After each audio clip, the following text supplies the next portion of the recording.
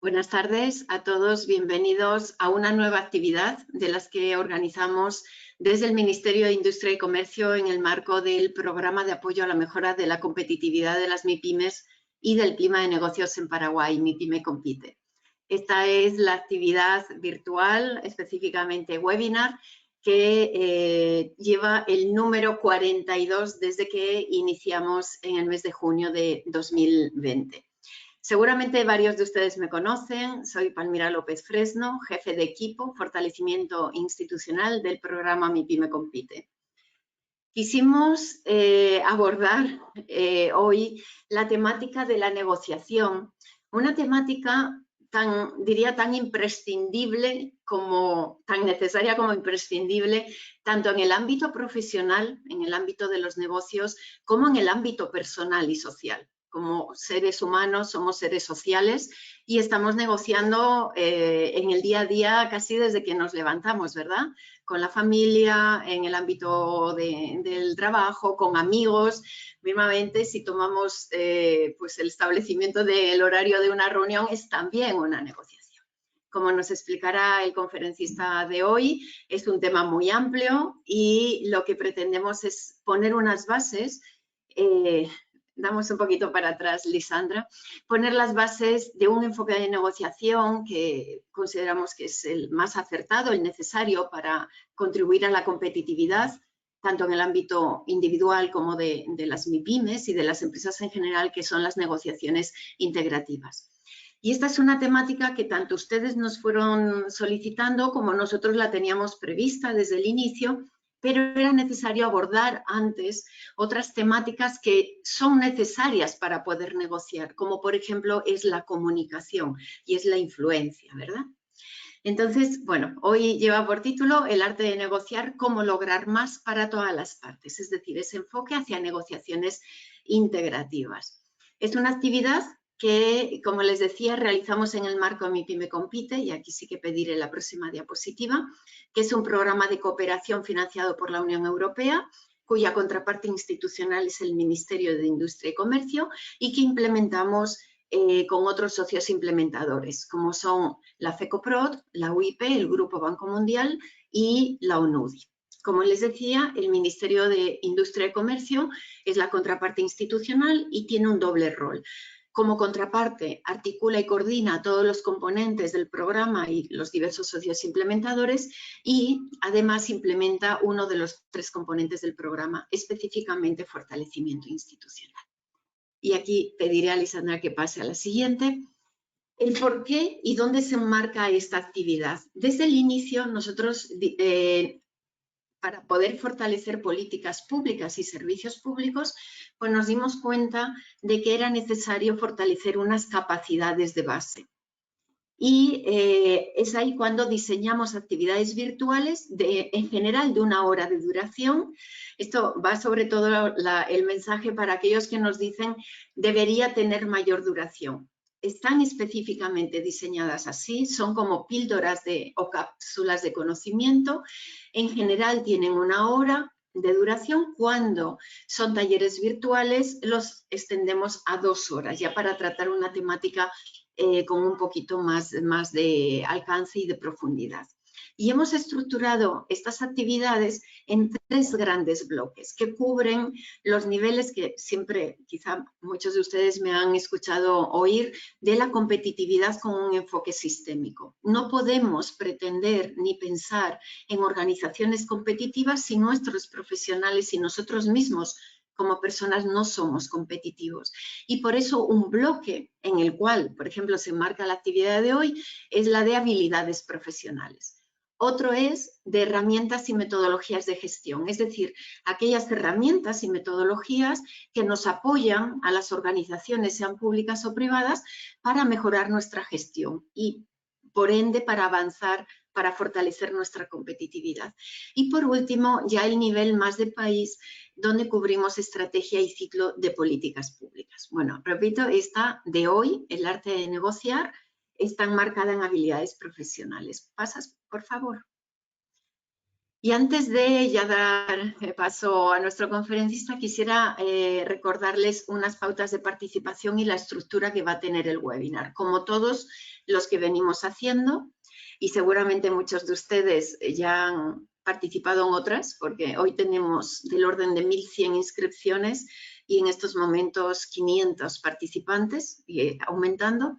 Entonces, muchos de ustedes ya vienen participando en estas actividades. La estructura es similar para todos los webinars, una exposición por parte de nuestro experto o experta, en este caso es un experto que nos estará hablando desde Europa, desde España concretamente, de aproximadamente entre 30 a 35 minutos y luego les damos paso a ustedes con preguntas a través del chat. Más de una vez hemos comentado que cuando los webinars sobrepasan las 150 participantes, habitualmente no se da paso o no se da pie a preguntas. Nosotros nunca quisimos renunciar a que ustedes puedan participar para poder dar respuesta a las expectativas y necesidades que tienen y hacerlo mucho más cercano. Lamentablemente no puede ser de viva voz, pero sí a través del chat les animamos.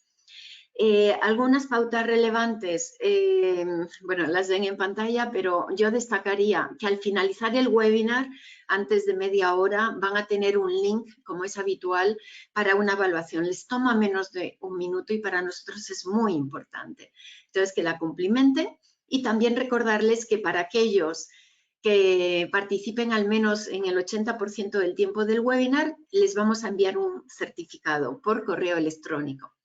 Y también decirles que nuestro conferencista va a poner pues, las bases principales, pero luego a través de las preguntas del diálogo vamos a poder cubrir otros aspectos que son tan interesantes como, no sé, por decirles alguno, cómo afecta o ha afectado la pandemia a las negociaciones. Las negociaciones tienen que ser presenciales, pueden ser virtuales, quién da el primer paso en una negociación, etcétera, etcétera. Pero como no quiero adelantarme, sin más les presento al experto, a nuestro conferencista, y ahí Lisandra te pediría. Él es Jesús Bores, aquí le tenemos. Es doctor en Ciencias y doctor en Derecho, licenciado también en Ciencias Políticas y Sociología y licenciado en Derecho.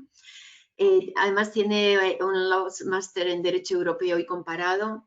Lleva ejerciendo como abogado, ahí imagínense ya las habilidades que tiene de negociación, pero además es un gran experto consultor internacional desde 1997. Tiene una amplia experiencia en coordinación y participación en negociaciones comerciales, en la implementación de acuerdos internacionales y en su día a día. Es un negociador nato. Ya les avanzo además que es andaluz. Me dijo que si no vocaliza bien, que ustedes le digan, que repite, pero se le entiende muy bien. O sea que Jesús, ahí te dejo ya con los 536 participantes que tenemos en este momento y están aumentando. Sin más, te dejo en la palabra, Jesús. Bienvenido y buenas tardes. Pues muchísimas gracias, Palmira. Buenas tardes a todos. En primer lugar, quiero agradecer al programa Mi Pyme Compite, a la Unión Europea, al Ministerio de Industria y Comercio de Paraguay y sobre todo a ustedes que están empleando su tiempo en participar en este webinar, porque para mí es un honor y una suerte trabajar y estar aquí hoy con ustedes. Tuve la oportunidad de trabajar con Palmira en Paraguay y quedé enamorado de su país.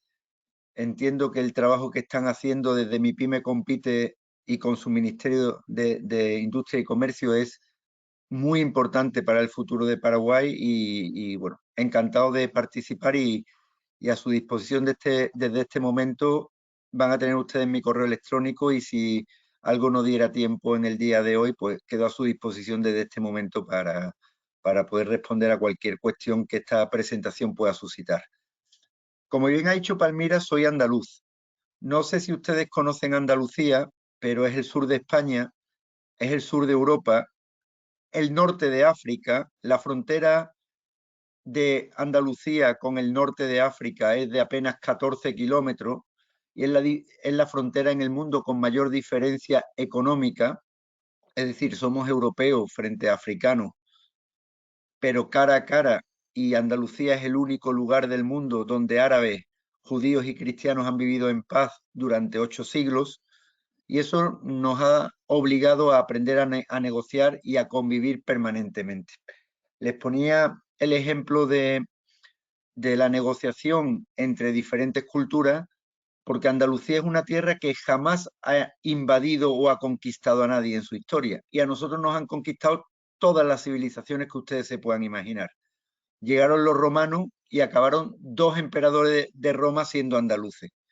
Llegaron los árabes y la mayor época de apogeo de la cultura árabe fue en Al-Ándalus, en Andalucía, y el califato de Córdoba, y ustedes conocerán la historia de Granada. Entonces nosotros, siendo humildes, siendo pobres, somos unos grandes negociadores y somos capaces de hacer de la negociación un arte, una virtud.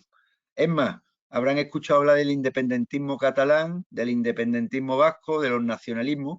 Andalucía tiene los mismos derechos en la Constitución española que Galicia, que el País Vasco y que Cataluña, sin hacer tanto ruido, ¿no?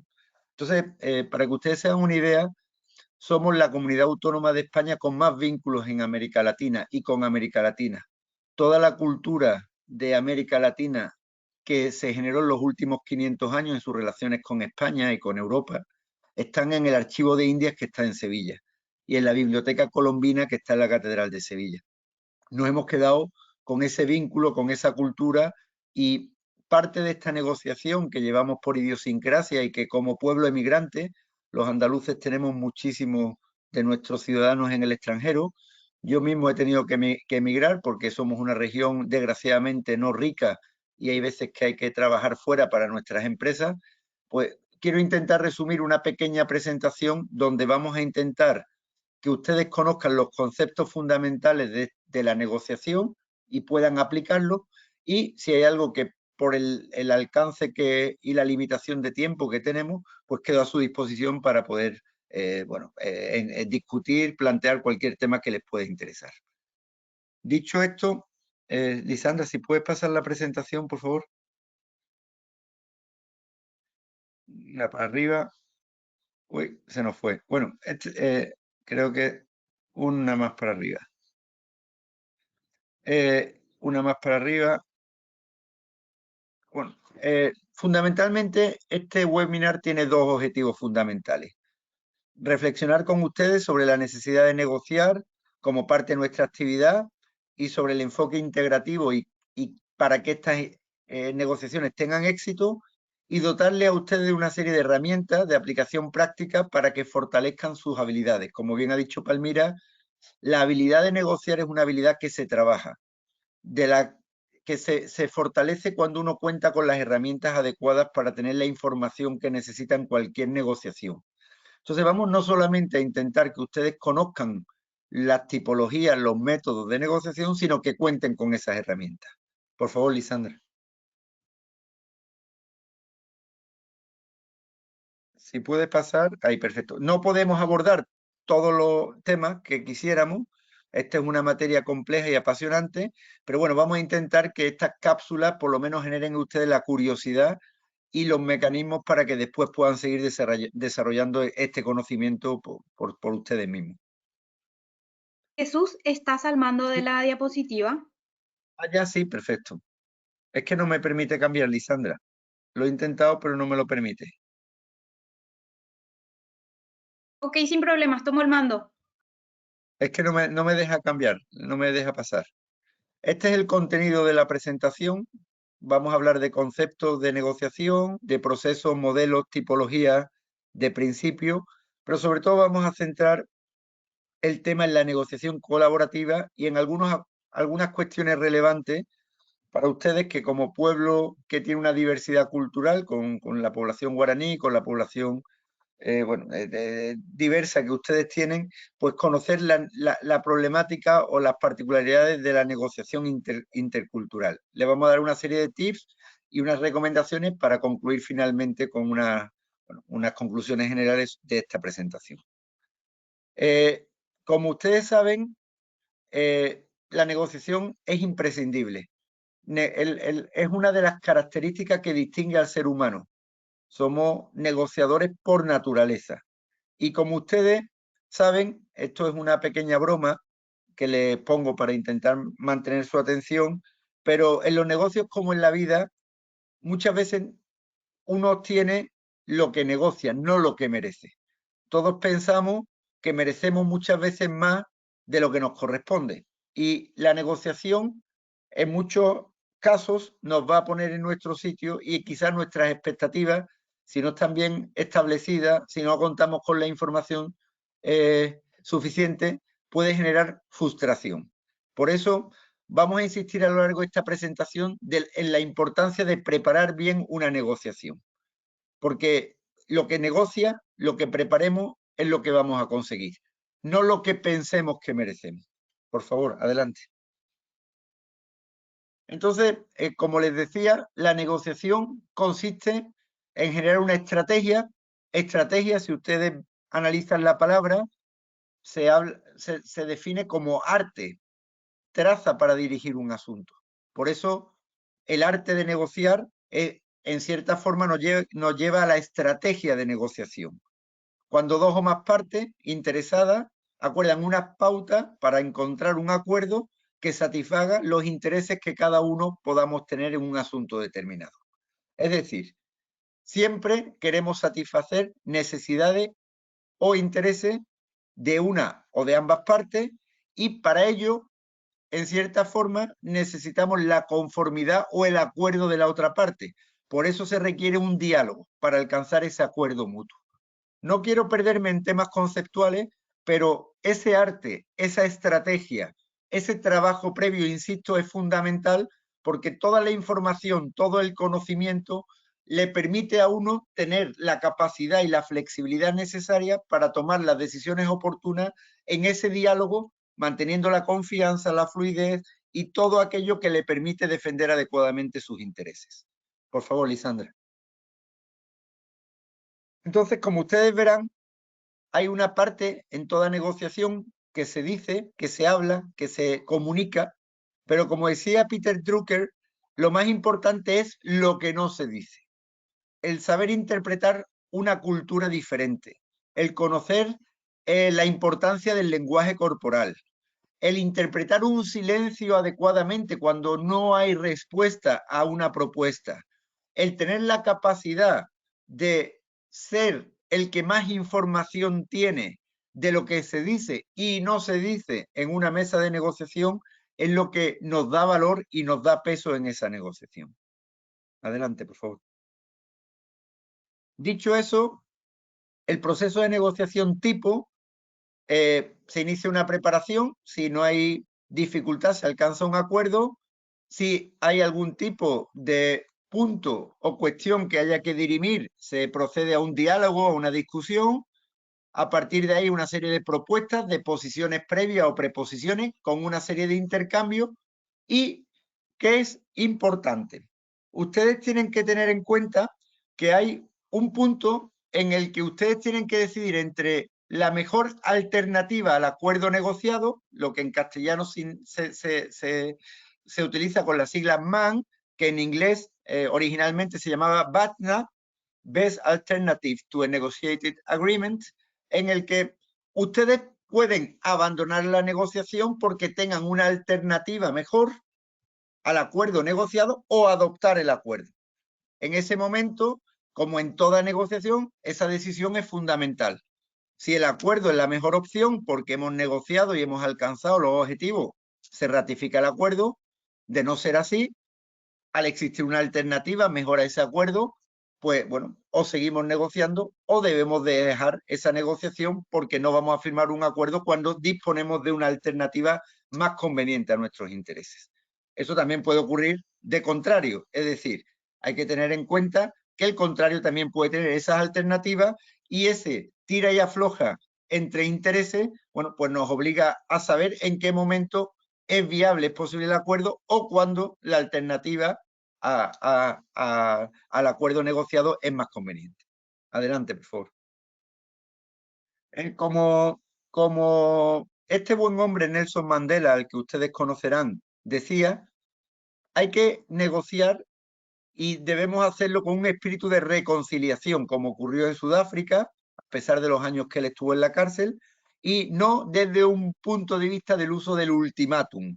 Hay culturas que son más agresivas, hay personas que entienden que tienen un poder o una capacidad de obligar a la otra parte a hacer algo y el tono es un tono de ultimátum, no de negociación. Bueno, debemos tener en cuenta que si queremos que la otra parte nos respete, nos tome confianza, también nosotros tenemos que considerar sus intereses y saber respetarla. No tratarla con ultimátum, sino con la conciencia y la capacidad de saber interpretar sus intereses para poder establecer el diálogo que permita una solución a cualquier controversia o un acuerdo conveniente para ambas partes. Por favor. Dicho esto, existen modelos de negociación. Como ustedes saben, los anglosajones hoy en día determinan en gran parte nuestra ciencia, porque prácticamente la ciencia y la tecnología se escriben en inglés. Y en el mundo jurídico hubo una época en la que hubo gran influencia de los franceses, pero en los últimos años el comercio también, desgraciadamente, lo digo desgraciadamente porque no se produce en español, la lengua inglesa es la que determina muchos de estos modelos y paradigmas que existen a nivel mundial. También existen esos modelos porque tienen grandes universidades donde se investiga, se genera conocimiento y ese conocimiento aporta valor a la sociedad. Hay dos grandes centros del conocimiento en Estados Unidos, uno ustedes lo conocen, que es Harvard, y Harvard establece un modelo de negociación cuyo objetivo fundamental es resolver conflictos. Y en lugar de tener negociaciones competitivas, establece un modelo de buscar intereses y opciones para ambas partes de forma no competitiva, para no solamente alcanzar acuerdos, sino mejorar las relaciones, la comunicación y que se produzcan relaciones a largo plazo. Esta metodología es flexible, puede ser utilizado en todos los ámbitos, tanto por diplomáticos como por políticos, por empresarios, incluso en el mundo de la pareja. Y bueno, y lo que se trata es establecer criterios justos y objetivos que apliquemos tanto a la otra parte como a nosotros mismos para tener unos criterios objetivos que nos permitan cooperar y conseguir un beneficio mutuo sobre este modelo de negociación no competitiva. Por favor, adelante. Entonces, ¿cuáles son los 4 fundamentos del método de Harvard? 1. Hay que evitar la personalización. Personas. Hay que separar a las personas del problema. Nosotros estamos tratando con personas, pero el problema es completamente ajeno a ellas o es diferente a ellas. Luego hay que distinguir y despersonalizar la negociación. Una cosa son las personas, nuestros interlocutores, otra cuestión es el problema. Segundo, intereses. Deben concentrarse en los intereses, no en las posiciones. Muchas veces confundimos la posición que una parte pueda tener del interés que subyace o que verdaderamente es el que persigue esa parte en esa negociación. Tercero, opciones. No intentar reducir la negociación a una única opción. Generar una variedad de posiciones, alternativas y mecanismos que permitan trabajar con una cierta fluidez. Y por último, como les decía anteriormente, establecer esos criterios objetivos que permitan demostrar que el resultado de la negociación es justo, es adecuado y es conveniente para ambas partes. No se trataría de criterios subjetivos impuestos por una parte, sino de criterios objetivos. Por favor, adelante. El otro gran centro del conocimiento del que surgen muchas de las ideas que después se convierten en negocios y en modelos, tanto en este ámbito como en muchos otros, es Stanford. Entonces, el problema y el modelo de Stanford es todavía más interesante que el de Harvard. Habla de cuando una parte negocia con otro, parte de la idea de crear valor. ¿Por qué? Porque cuando negociemos conjuntamente, el acuerdo va a generar un valor mayor que el que podamos tener cada uno de las partes negociadoras, cada una de las partes, independientemente. Entonces, ¿en qué consiste la negociación? Primero, en generar valor, en dar importancia a ese negocio, ese acuerdo, de tal forma que podamos hacer ver a la otra parte que si incrementamos el pastel porque alcancemos ese acuerdo de forma conjunta, lo que nos corresponderá del pastel a cada uno será mayor que si cada uno mantiene su propio pequeño pastel. Entonces, primero hay que generar ese valor y cuando ambas partes estamos de acuerdo y hemos conseguido la forma de incrementar el valor de aquello que queremos alcanzar como acuerdo, pues podemos fácilmente repartir porque nuestro pastel o nuestra parte del pastel será mayor. En este sentido, bueno, hay que tener una buena estrategia, como decíamos antes, hay que tener esas habilidades comunicativas y, como ustedes habrán escuchado muchas veces, son metodologías y propuestas que buscan siempre el ganar-ganar, el win-win, el que ambas partes salgan satisfechas porque han incrementado el valor de su resultado, de su objetivo, gracias a esta negociación. Por favor, adelante. Adelante, por favor. Entonces, una vez que hemos aumentado el valor, hay que reclamar, exigir, solicitar el valor que nos corresponde. Habrá que dividir ese pastel de forma justa y equitativa. Hemos agrandado el pastel, perdón, hemos incrementado el beneficio, pero ahora ese beneficio tiene que ser de forma justa. Si en ese acuerdo hemos aportado una mayor parte, la otra parte habrá incrementado su valor, pero nuestra parte de pastel puede ser mayor. Y reclamaremos el valor de forma, como hemos dicho, justa y equitativa. Con esa estrategia, esa planificación que, como siempre insistimos, hay que hacer, porque no hay una buena negociación sin una buena preparación. Por favor, adelante.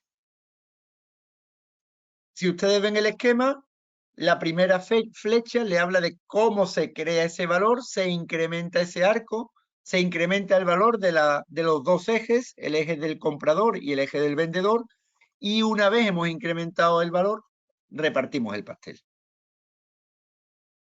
Por favor.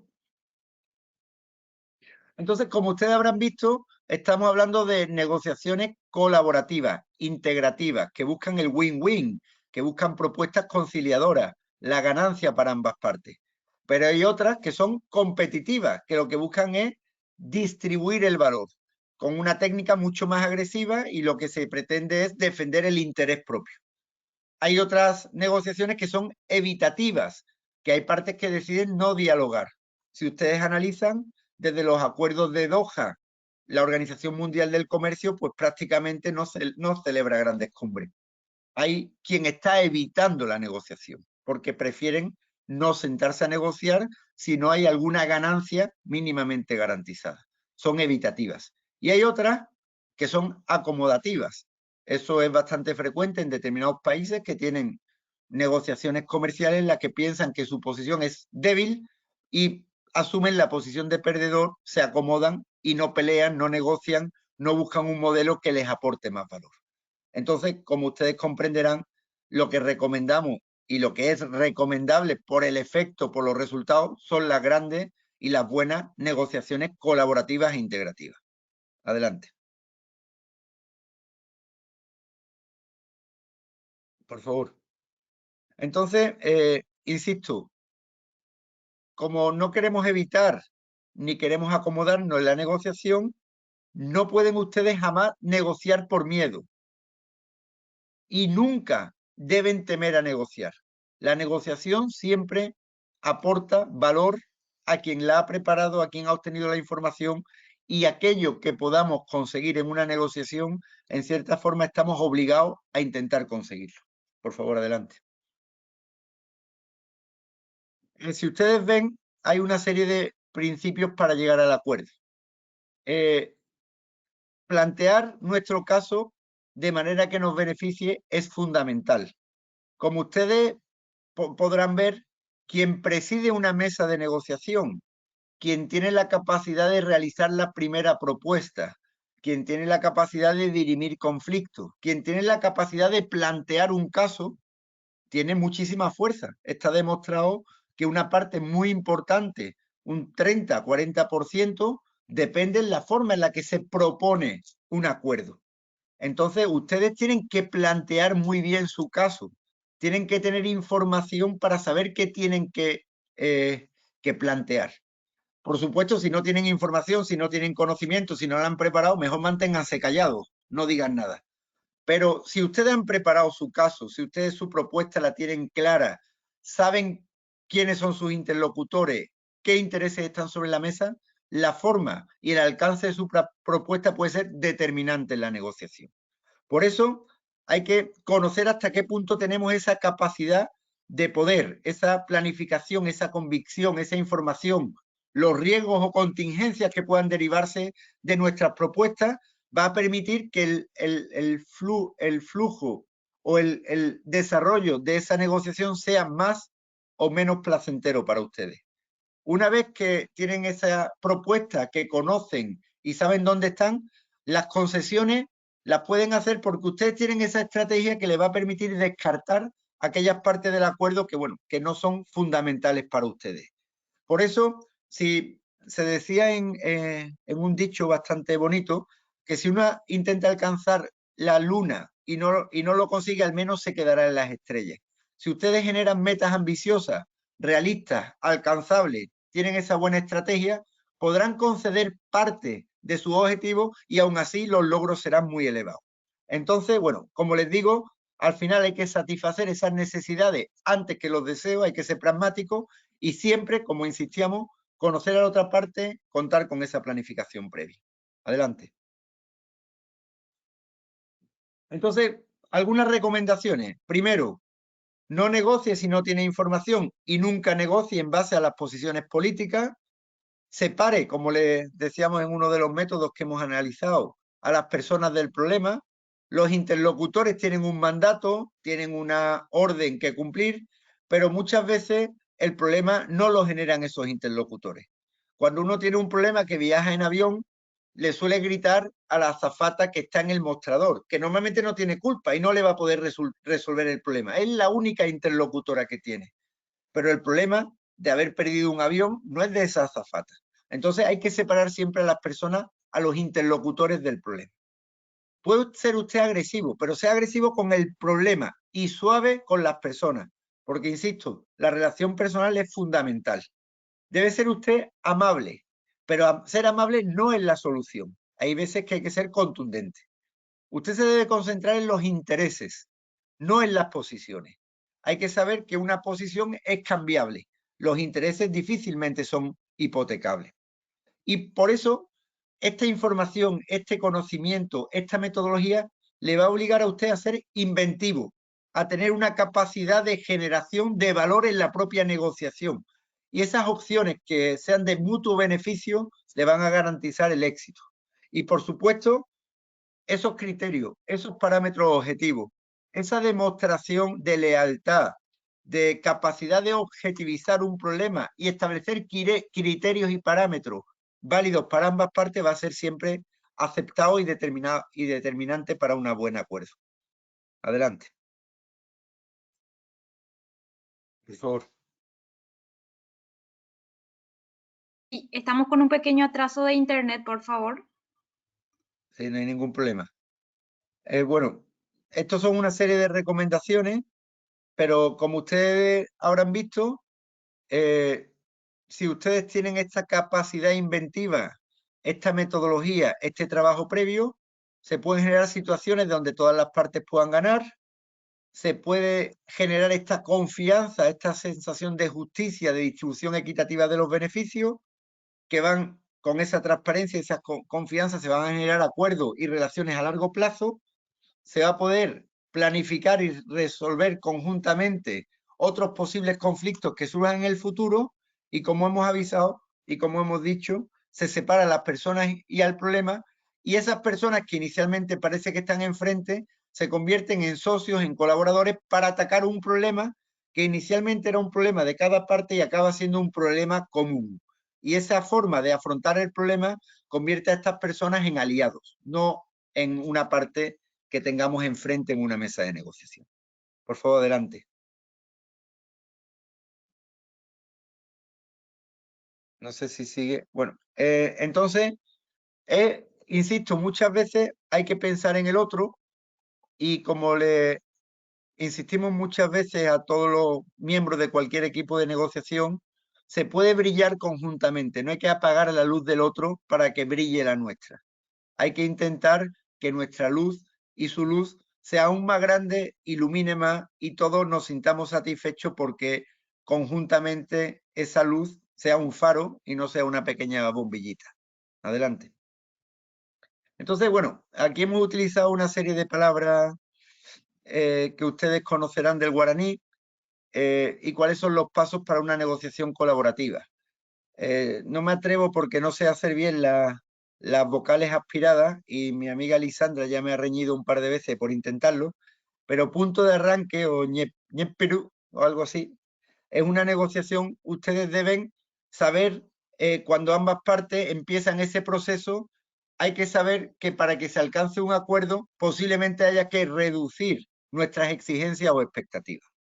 Eso acaba determinando lo que se llama el valor objeto de la negociación, el TEPI, que es el valor real que queramos finalmente alcanzar. Uno normalmente, como ustedes sabrán, hay sitios en el mundo donde uno aprende a negociar por necesidad. Uno de ellos es el Gran Bazar en Estambul. Cuando uno llega al Gran Bazar a Estambul, perdón, manténgalo un momentito, en el Gran Bazar uno quiere comprar algo y le dan un precio. Imagínense que ustedes dan un precio de $1000.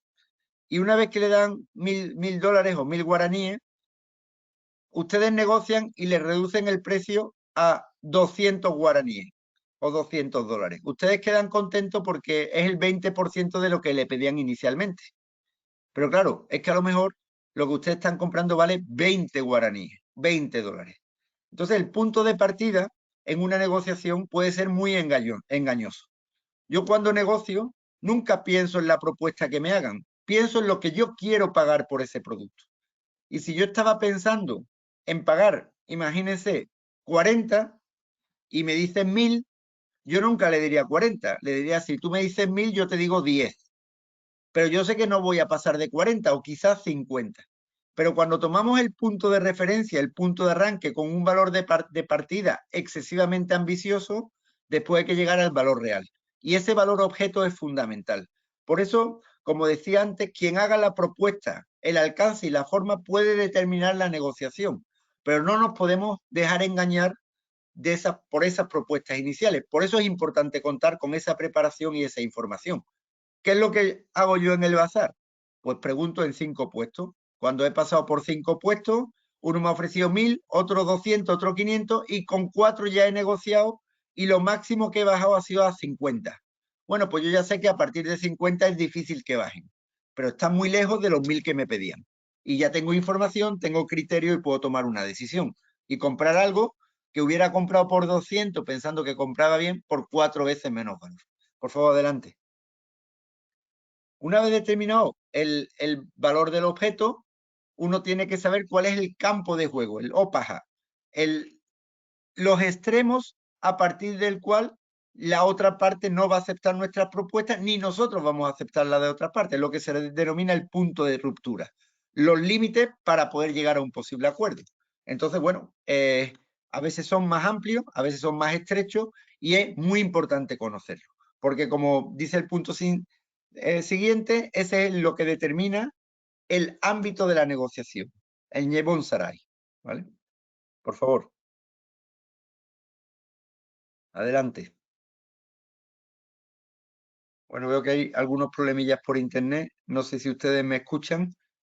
Ya son 726 los participantes y a los que no les di las gracias al principio, pues se las vuelvo a dar nuevamente. Y espero que le esté interesando lo que le estamos contando. Por favor. ¿Hola? Perfecto. Entonces, una parte importante es la negociación intercultural. John Fitzgerald Kennedy decía que si no vamos a poder poner fin a nuestras diferencias, al menos el mundo debe permitir que sea un lugar apto para los que somos diferentes. Y eso es fundamental. En países como el suyo se conoce la dificultad, la complejidad, pero también las ventajas de la negociación intercultural. En América Latina, en Europa, en el mundo, esto es fundamental porque hay que saber respetarse. La Unión Europea se ha convertido en la unidad en la diversidad. Dentro de Europa, para que ustedes se hagan una idea, en los 27 países de la Unión Europea trabajamos en 23 lenguas oficiales. Hay muchas más, simplemente en España, como ustedes saben, hay más lenguas y solamente utilizamos el español, el castellano. Pero el saber plantear cuestiones respetando la diversidad cultural es fundamental. Entonces, por favor, adelante. Si le permite, Lisandra, pasar. Bueno, les contaba de la Unión Europea porque, para que ustedes se hagan una idea, aquí en Europa, como ustedes sabrán, se produjo la Segunda Guerra Mundial. En la Segunda Guerra Mundial, para que ustedes se hagan una idea, murieron más de 80 millones de personas en el mundo. Y 5 años después de esa Segunda Guerra Mundial, los alemanes y los franceses se dieron la mano junto con los italianos, es decir, los nazis, los fascistas y los franceses, con los países del Benelux, para unir las empresas y lo que era la economía más importante en aquella época, que era el carbón y el acero, para reconstruir Europa. Hasta ahora la guerra de Ucrania ha sido el periodo de paz más largo que ha existido en Europa.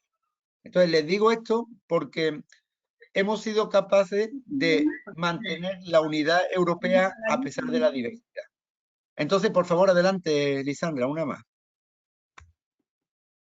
Entonces, existen muchos modelos donde se establecen diferentes parámetros para medir cómo se producen estas negociaciones interculturales.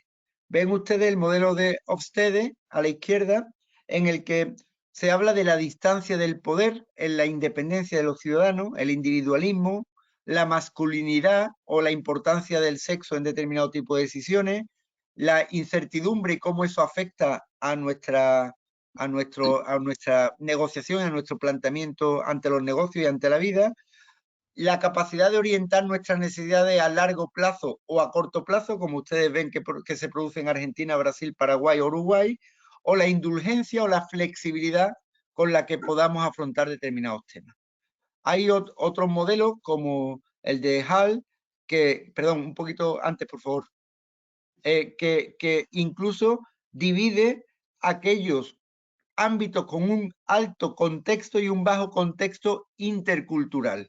Ustedes ven en el mapa que tienen ahí arriba a la derecha cómo América Latina es un alto contexto intercultural y establece esos parámetros que ustedes ven abajo con el modelo de Globe, otro modelo en el que verdaderamente medimos cómo estas relaciones, estas negociaciones se ven afectadas por nuestra propia cultura, por nuestra propia identidad y por una serie de parámetros que son perfectamente medibles. ¿Eso qué quiere decir? Que la cultura tiene una relación inmediata y directa con la negociación, con nuestras formas de afrontar los problemas. Y una prueba de ello, por favor, ahora sí, pasamos a la siguiente, es el modelo de Lewis. Si ustedes ven, hay países como los que ven en color azul, que tienen un enfoque lineal activo, como es el caso de los alemanes, centrados en un punto, rígidos, procedimentales, estrictos. Los latinos, como ustedes pueden ver, la parte de arriba, somos multiactivos. Tenemos varios objetivos, somos más dispersos, tenemos más flexibilidad. Y hay algunas culturas, como los asiáticos, los vietnamitas, que son reactivos. Ellos nunca van a ser propositivos, nunca van a tomar iniciativa, van a responder.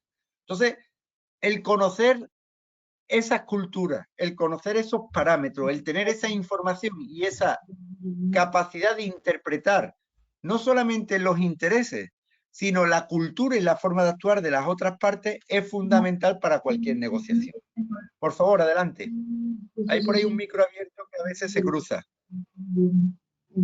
Por favor, adelante.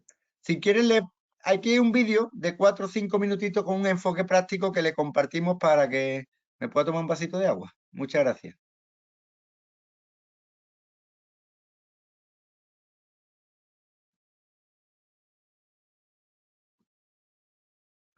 Bueno, creo que no se oye. No sé si ustedes lo oyen. Lisandra, creo que no se oye. No, el internet no nos está Bueno, permitiendo entonces, el sonido, Jesús. no hay problema. Como este es un vídeo que ustedes pueden ver tranquilamente después, lo vamos a pasar en el PDF en la presentación y ustedes lo van a poder ver. Habla de un supuesto práctico y es bastante divertido para comprender cómo se negocia y una parte más práctica, pero lo pueden ver cualquiera de ustedes cuando le pasemos el link y pasamos a la siguiente porque están teniendo problemas de conexión.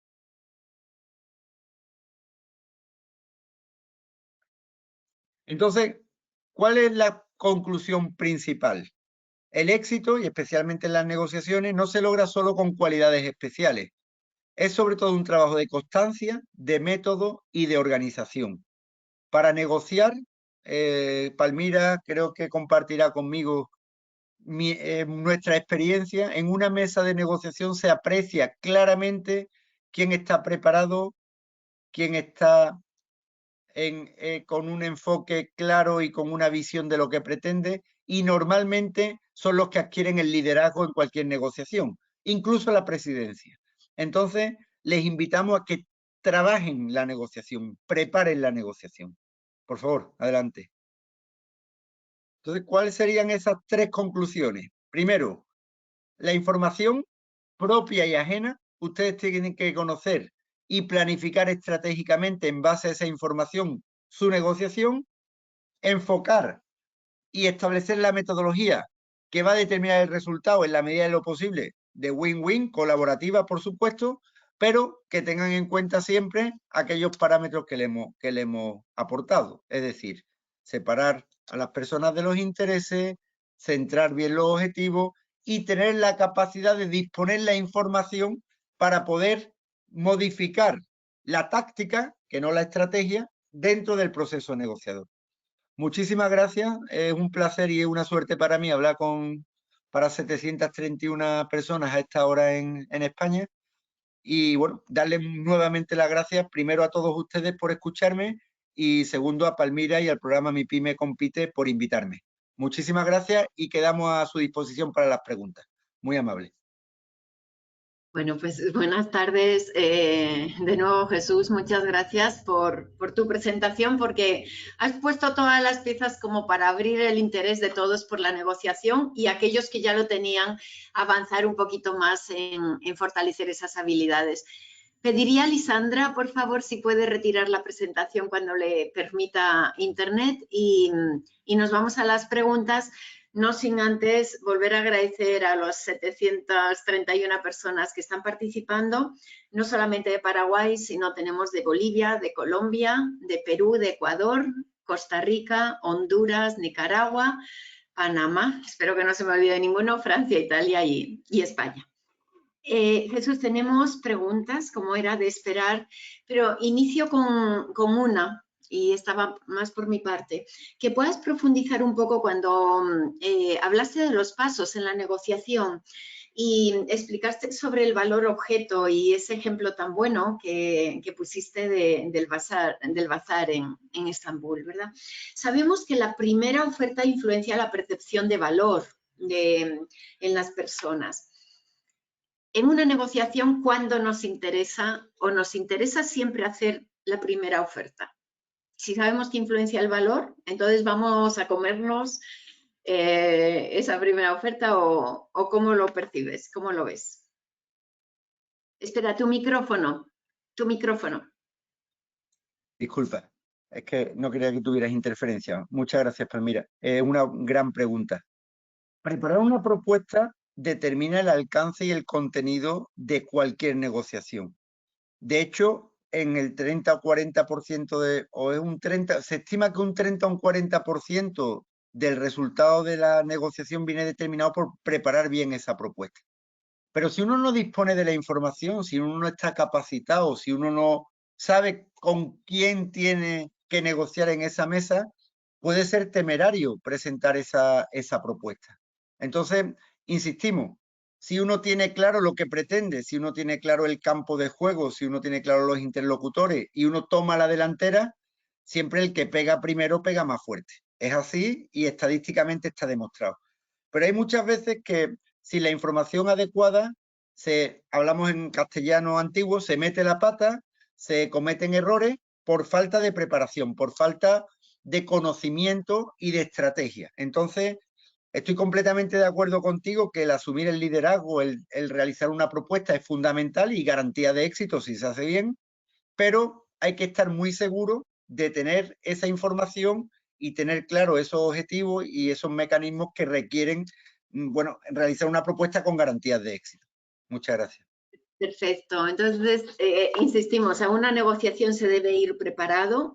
La preparación en una negociación va a determinar el éxito o fracaso de una negociación de la misma y no deberíamos ir nunca sin preparar, pero si por algún motivo no la hemos preparado bien y tenemos que negociar, no hagamos la primera oferta porque eso va a determinar, influencia la percepción de valor en las personas y ahí llevamos, como decías, por el método de Stanford, creamos menos valor y por lo tanto podremos reclamar menos valor.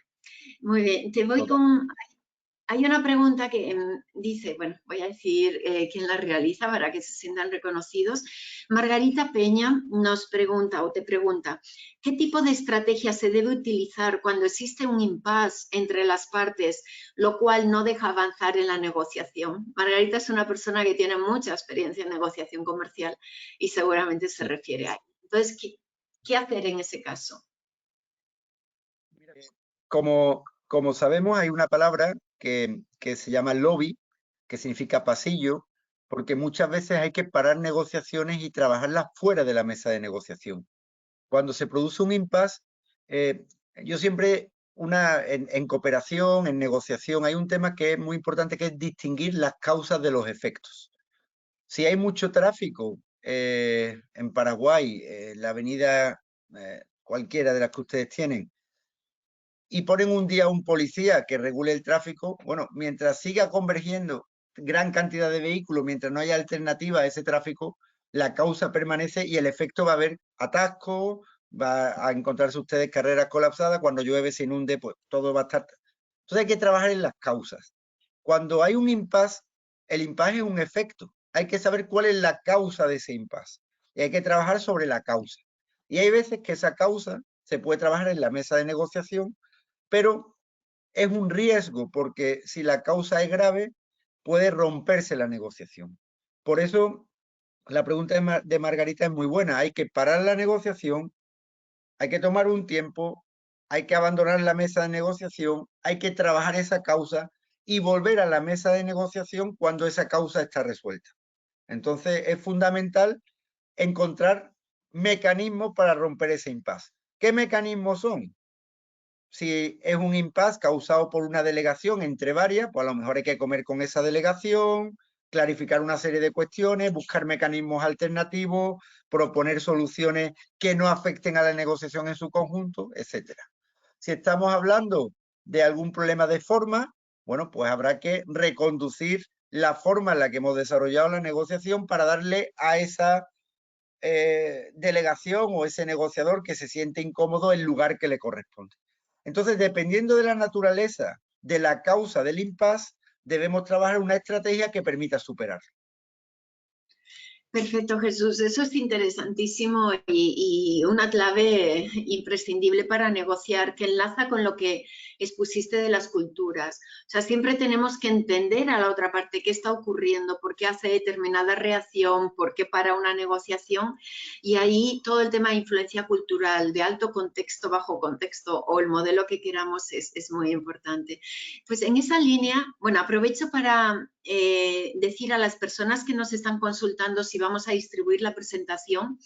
De todos los webinars que organizamos, siempre distribuimos el PDF de la presentación más el link a la grabación. Está siendo grabado y esto lo van a tener ustedes en unos días, en cuanto nos dé tiempo a procesar las encuestas de evaluación de satisfacción, porque es también un indicador que les distribuimos. Pues en esa línea también de entender a la otra parte, nos pregunta, en este caso, Indira Vaquerano. Dice, de acuerdo con tu experiencia, ¿el buen negociador nace o se hace? Son dos preguntas en una. Y segundo, ¿puedes dar un ejemplo de centrar la negociación en intereses en lugar de posiciones? Perfecto. Mira, yo creo que hay culturas que favorecen la negociación. El que ha nacido en un lugar de tránsito, nosotros que hemos, en Andalucía, los fenicios, los cartagineses, los romanos, nosotros hemos estado rodeados de personas que han vivido del negocio y la negociación toda la vida. Entonces, esto es como cuando uno nace en el Silicon Valley, rodeado de emprendedores, o nace en un pueblo rural donde apenas hay empresas. el entorno, la cultura, se adquiere y se impregna. Entonces, yo creo que hay una parte que se nace, porque todos somos seres sociales y nos afecta nuestro entorno, pero otra parte muy importante se hace. Yo he aprendido a escuchar, he aprendido a contar con herramientas a lo largo de mi vida que me han permitido preparar estrategias más convenientes, y yo sí creo que, salvo que uno sea un Messi que nazca con capacidades extraordinarias, hay que nacer, hay que tener unas capacidades mínimas, hay que tener unos criterios razonables para sentarse en una mesa de negociación, pero sobre todo en esta vida hay que trabajarlo, hay que aprenderlo y hay que practicarlo. Entonces, creo que si tuviera que decir si se nace o se hace, yo soy más partidario de se hace, porque la necesidad te obliga a ser negociador y las capacidades, las habilidades se adquieren y se adquieren practicando. Pero yo soy más de los de hacer que de los de nacer, ¿vale? Eso por un lado. Y la otra pregunta era diferenciar posiciones de intereses, ¿no? Bueno, muchas veces hay quien utiliza posiciones para distraer. Yo les pongo un ejemplo. En las negociaciones de la Unión Europea con Centroamérica o con América Latina, hay productos prioritarios, le hablamos de agricultura. Por ejemplo, si ustedes hablan del banano o del café, el banano, saben que el mayor exportador del mundo es Ecuador, hay bananos latinoamericanos, hay bananos europeos protegidos, el plátano de Canarias, y hay un banano que es de las antiguas colonias europeas de los países ACP, África, Caribe y Pacífico, que tienen unos ciertos privilegios porque la Unión Europea les facilita el acceso hasta que por el convenio de Ginebra se han igualado con los plátanos o los bananos latinoamericanos. Hay otros productos como el café. Hay productos como la guanábana, algunos diferentes. Uno puede sentarse en la mesa de negociación y empezando a hablar de unos productos que no son los más interesantes. Por ejemplo, empezamos a hablar del azúcar en Guatemala, pero sabemos que el interés de Guatemala es el banano. Entonces, la posición negociadora centra la atención en un tema para al final utilizar el producto que más les interesa para poder cerrar la negociación. Y te distrae durante 4 días y te hace perder el tiempo durante un tema para que el tema relevante, el interés real, no se trate. Y la posición consiste en distraer un tema permanentemente. Entonces muchas veces te has encontrado y te quedas despistado porque llevas una negociación preparada, ves 7 prioridades y de pronto ves que están desviando la atención a un tema que no tiene absolutamente nada que ver. Y el interés no está en esa posición. Entonces tienes que saber por qué lo están haciendo, cómo combatir esa estrategia e intentar poner en la mesa lo que a ti te interesa, pero sabiendo que lo que a ellos les interesa también debe estar para que finalmente el pastel sea grande y todos ganemos. Genial, Jesús. Esto me vino a la mente lo que solemos decir en negociación, que negociar es como una danza recíproca, ¿verdad? Y a veces los movimientos que das en la danza tienen una estrategia muy, muy establecida de posiciones cuyo interés va por otro lado. Bueno, creo que estamos ya en el tiempo, nos quedan 2 minutos y sin embargo hay como 7, 8 preguntas. Entonces voy a abusar un poquito de tu colaboración. Vamos a responder estas preguntas y lo vamos a incluir en la presentación que distribuimos. Y lo que sí quisiera pedir a Denis, ahí le puse un mensaje, bueno, él sabe quién es, le puse un mensaje que creo que entró en su buzón, porque hace una pregunta que habla de actividades informales. Yo creo entender a qué te refieres, Denis, es todo lo que es la preparación de la negociación, pero si puedes ampliar para que Jesús pueda responder. Entonces, Jesús, en este minuto no sé si quieres un mensaje final y agradecer nuevamente a todos los que participan. Te dejo la palabra si quieres. Bueno, pues darle las gracias a Lisandra y a usted por la presentación, Palmira, porque la verdad que siempre es una suerte y un privilegio trabajar con personas como usted. Sé que el trabajo que está haciendo en Paraguay es muy importante. Paraguay ahora está en procesos de muchas negociaciones porque tiene muchos intereses en juego, tanto regionales con el Mercosur como en sus acuerdos con la Unión Europea, en otros programas como el de TIFAS o Mi Pyme Compite que se están desarrollando paralelamente y de forma colaborativa, y creo que que aquellos participantes que han podido escuchar esta presentación piensen en la importancia de defender los intereses y en su legitimidad como representantes del país en cualquier negociación. Sé que muchos son responsables públicos, sé que muchas veces no están suficientemente bien pagados, que es una vocación, pero el defender los intereses de un país adecuadamente en una negociación, el aprovechar webinarios y programas y capacitaciones como la que MIPYME Compite ofrece, marca la diferencia y realmente en una negociación ustedes van a ser determinantes para que su país logre mayores objetivos. Entonces, esto es simplemente una primera píldora para motivarles a que profundicen. Estoy convencido de que Palmira le va a dotar de muchas otras herramientas y bueno, y en cualquier caso estamos a su disposición porque me quedé enamorado. Bueno, de Palmira llevo enamorado toda mi vida, pero me quedé enamorado del país también. Hablo profesionalmente, ¿eh? Pues muchas gracias, Jesús. Y como solemos decir en lenguaje muy informal, lo has puesto a huevo.